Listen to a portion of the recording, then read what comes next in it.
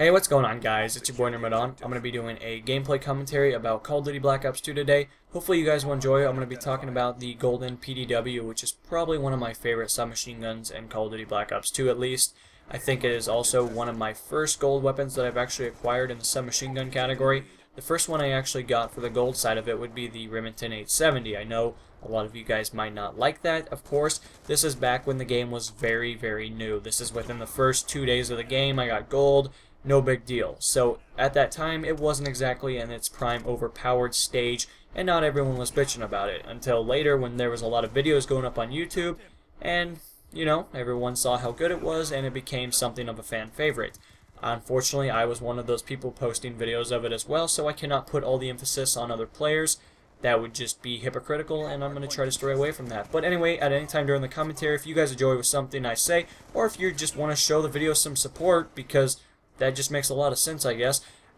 You guys are always more than welcome to give the video a positive reaction, and maybe you would like to jump in the comments and engage with other users, or have a conversation with me. I do read all comments, and I do my best to respond to all of them.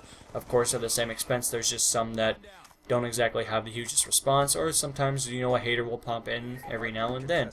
At the same expense, YouTube does have other features that are a promotion feature, and hopefully you guys will engage with those and give the video some kind of bonus, I guess you could say. But I'm going to talk about more or less the PDW, and I'm going to be mainly sticking to the topic in this video. So, as a lot of you guys know, the PDW has seen changes in the past. I would say adjustments, patches, and more or less notifications, or people, trying to get it to be a less powerful weapon or something of that assortment. I'm sure within lobbies you guys have all heard people bitch about it and call people tryhards for using the weapon. That is a common term used by gamers. I would say that is probably something that you don't exactly hear in real life as much as you hear it on the online service. That doesn't exactly have to be for one centralized console or on the PC side. It is on all three. I've heard it throughout many of them, and I've seen in a lot of videos that people, explain, and they do their best to try to elaborate on them.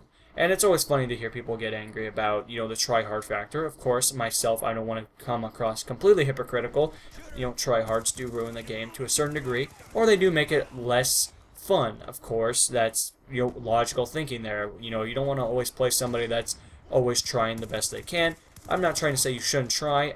I would be hypocritical if I said that, because for one, I have a ridiculous, pride, I guess, in getting statistical facts. I love getting statistics. I love having high kill death ratios. I love doing the best I can in every single game. So, to a certain degree, I imagine players look at me as a humongous tryhard, and they look at my stats and go, I need a life. But to a certain degree, I guess I perform at a consistent basis, and I would like to think that I've spent my time developing a strong behavior in Call of Duty. Now, when it comes to the verbal side of it, I lose my shit quite easily. I'm sure a lot of you guys have figured that out by now, and I'm sure I don't need to make any more videos talking about how much I dislike a selected game or I dislike a selected playstyle.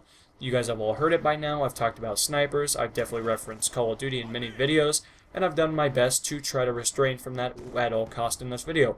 But as for the PDW, a lot of you guys will know that it is a low damage weapon. I don't want to say low as in a consistency basis. I want to say that it's not as powerful as the MSMC, and it does have a sufficiently higher rounds per minute or rate of fire. I do like that feature about it, but the only problem when it comes down to the weapon is that, Black Ops 2's connections are not always the best. And that's unfortunate. I wish they would have gone with a better system. I wish they would have taken a different approach to this game, because this game had so much writing on it. It was definitely going to change my behavior, and it was definitely going to make the Call of Duty franchise a lot more enjoyable for me. Modern Warfare 3, I think, gave everyone the worst possible taste in their mouth ever. I'm not trying to give any kind of sexual content towards that, but yeah, I guess you guys can place that into context however you so wish. But when it places into the logistics of the weapon, I would say that the PDW is definitely a weapon that I will continue to use for a long time. I have a lot of kills with it, and I think that it's an amazing weapon. The accuracy charts for it are through the roof. I think it does everything I need it to do, and if you wanted to use a selected setup that is more or less listed upon spraying from the hip, I would highly recommend the red dot sight or the laser sight. And some of you guys might go, why would I use the red dot sight? Well, you're not always going to want to spray from the hip. From time to time, you will actually aim down your sight. The iron sights are actually amazing on the PDW, so do not get me wrong. You do not have to use a red dot. But I would say that if you have, problems finding targets. If you want to have a little bit of a clearer thing, you want to be able to just focus on one centralized person and not see everything around you moving or exploding, or the visual effects of the game doing how they so wish. I would recommend adding some kind of a sight.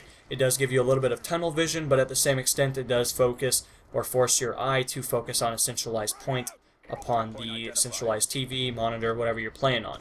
So that's a bonus. I guess you could say the target finder is definitely something that I've seen a lot of players run around with, and if you are anti that, that is more than capable of, changing your behavior towards that selected attachment. But at the same expense, it's definitely a viable thing. It will definitely increase your playstyle, and it'll definitely make you a little bit more aware of moving targets or people that are using the game in the fullest advantage of peeking or head glitching or doing whatever common sense or knowledge that you guys have commonly heard. When it comes down to it, suppressors are something I would stray away from on the submachine guns because they are not too bound to range. Range is something that you are usually found within 3 different categories: the sniper rifles, the assault rifles, and the LMGs. Those are usually weapons that are a little bit more consistent with the range factor, and overall I think those are probably a better viable choice for you guys. That would be my recommendation. Of course, if you want to completely go a completely stealthy route, I would highly recommend using a suppressor, but for myself, I usually stray away from that at all common grounds. I do not find it to be something that I'm particularly drawn to. But of course, there are many attachments throughout Black Ops 2. They've introduced so many different things, and I do like the extended mags feature for the PDW, or at the same expense the dual mags, or whatever they're called, fast mags. I think that is a very viable choice, and it allows you to reload at a sufficiently faster rate, and overall I think it will just kind of make you a little bit more bound to getting back in the action and not being so prone to the outside world, having to always be on the outside. At the same expense, if you are an outsider, you like to stick to the side of the map, you're obviously going to have a greater advantage, and your likelihood of getting shot in the back is going to be decreased by the chance of you engaging players from the side or sometimes on the front. Your back will be covered by the wall, and usually that will promote you or allow yourself to survive a lot more engagements. And I would say flanking with a submachine gun does have its pros because of the 100% mobility and the endurance level that your character gains by using a submachine gun. So I hope you guys enjoyed. I'll see you guys in the next installment. This is NMO, signing off. Peace.